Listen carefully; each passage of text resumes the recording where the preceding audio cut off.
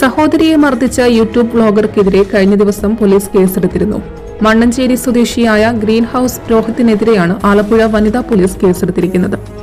Green house cleaning service എന്ന YouTube ചാനലിന്റെ ഉടമയാണ് രോഹിത്.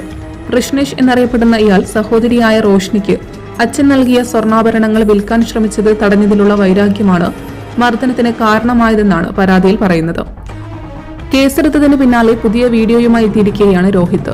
കുറെ പേർ ചോദിക്കുന്നുണ്ട്, അണ്ണ എപ്പോഴാ ജയിലിൽ പോകുന്നതെന്ന്. എനിക്കും അറിയത്തില്ല. പോകാൻ വിളി വരുമ്പോൾ നെഞ്ചും വിരിച്ച് തന്നെ പോകും.